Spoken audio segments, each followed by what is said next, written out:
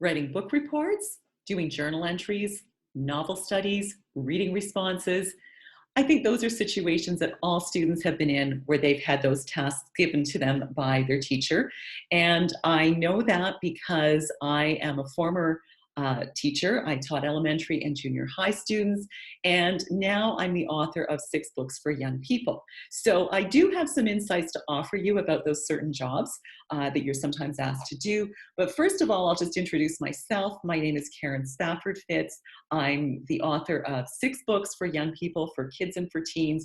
And I'm going to talk to you a little bit about how to absolutely rock those reader responses, those book reports, those novel studies, all of those sorts of things that teachers ask you to do from time to time.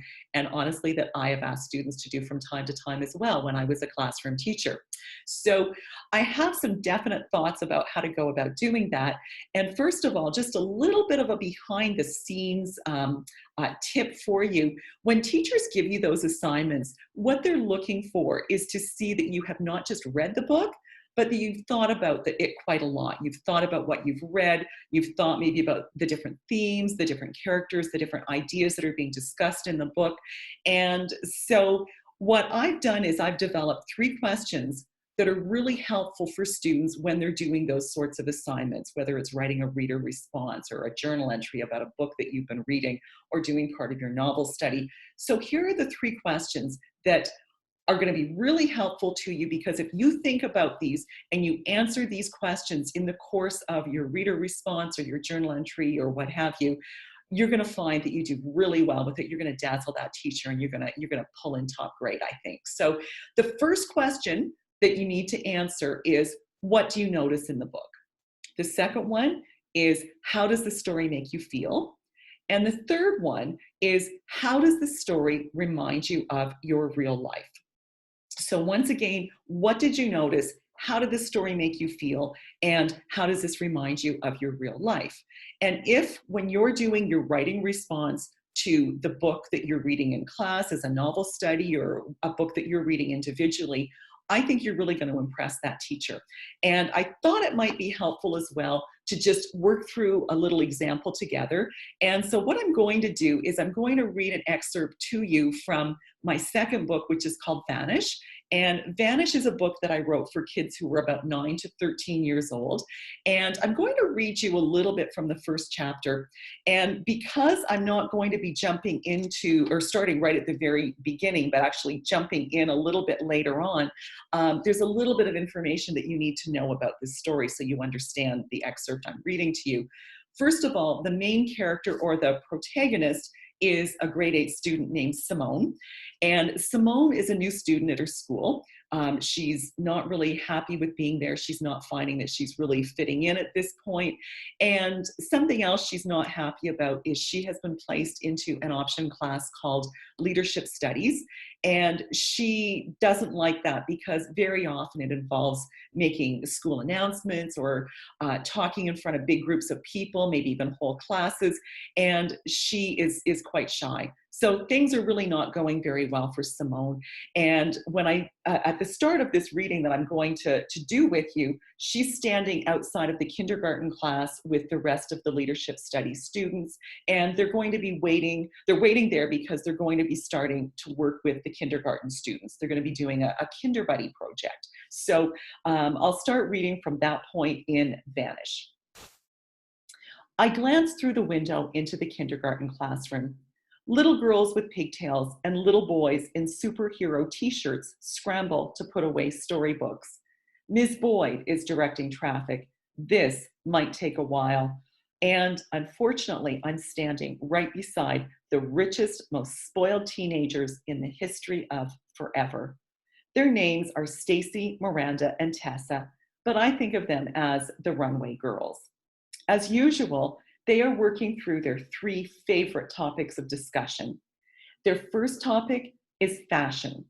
Now, I buy all my clothes at the thrift store, but these girls, they spend every weekend buying the latest styles at the mall. I bet even their underwear has designer labels on it. The second topic of discussion is all the trips their rich mummies and daddies take them on. Maui, Malibu Beach, and Mexico are at the top of their lists. This is another sore point for me. My dad took off before I was born. We haven't heard from him ever since. It's always been just mom and me. Her jobs never pay well, and we're always struggling to make ends meet. Holidays are out of the question. The girls' third favorite topic of discussion is guys. Apparently, no guy here in Edmonton compares to the celebrity lookalikes they see on their spectacular holidays.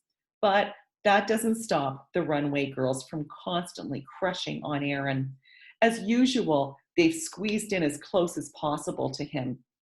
Stacy bumps into me as she spins around. Oh, she says, I hate this top. I'm going to ditch it when I get home. Oh no, but it's totally cute on you, Tessa says. You've got to wear it again, please. I roll my eyes. Why does it matter to Tessa if Stacy ever wears that shirt again? It is seriously cute, Miranda says. Don't you think so, Aaron? I take in Aaron's messy brown hair and the gray skulls on his black hoodie. He shrugs, then just looks away. Ooh, look at Simone. Stacy points a manicured finger at me. She's checking Aaron out. My face clenches. My face burns and my throat clenches. It would be nice to have some friends to hide behind, but I haven't made any friends here. Everyone at my old school seems to have forgotten about me too. None of my so-called friends from my last school has messaged me for months. For all they care, I might as well vanish into thin air. So that's the reading I thought I would do just for an example for us to talk about how to rock that book report. So if you think about what I just read, and if you think back to those three questions that I just told you about, the first one is, what did you notice? Well, did you notice that Simone's feeling pretty lonely, that she's embarrassed, that she's kind of humiliated because these girls are picking on her, they're being absolutely mean? Those are maybe some of the things that you noticed from the reading that I just did for you. So that's the first question. What did you notice? The second question, how did the story make you feel? Well, since Simone is the main character, you maybe felt some of the things that she was feeling. And did you, for example, feel the loneliness with her? Could you feel that she was sad? She was embarrassed? She was humiliated? Those are some of the feelings that I think Simone was experiencing in that excerpt that I read. And you maybe felt those along with her if you were kind of feeling that sort of emotion in line with my protagonist or my main character. The third question is, how does the story remind you of your real life? Well, let's look back at what we noticed and what we felt from the reading that I just did. And some of you might say things like, it reminded me of when I changed schools. And at first, I was really shy and felt kind of awkward because I didn't know anybody at the new school. And maybe some of the kids were not very kind to me in the beginning. But it was a really nice relief to me once I started to meet some people and to fit in a little bit more. So those might be some of the things that happened in your real life that you can connect back to what was happening in the story with Simone. So once again, those three questions that I suggest you try answering are, what did you notice? How did the story make you feel? And how does this remind you of your real life? And if you do that, I think you will convince your teacher that you've done a good piece of writing. You really thought about what you read, and you wrote a good full reader response or journal entry about it. And another side benefit of thinking about those different questions when you're doing your reader response is that I think even if you're not given the task of writing a reader response or a journal entry about a certain book or a certain story that you're reading, if you think about those different questions, I think you'll find that you come away feeling like you are a more detailed, more thoughtful reader, and reading will become more meaningful for you. So I hope that's the case. I hope those tips have helped you. And before I sign off, I'd like to thank the Young Alberta Book Society for inviting me here onto their YouTube channel to talk to you today. It's been a pleasure.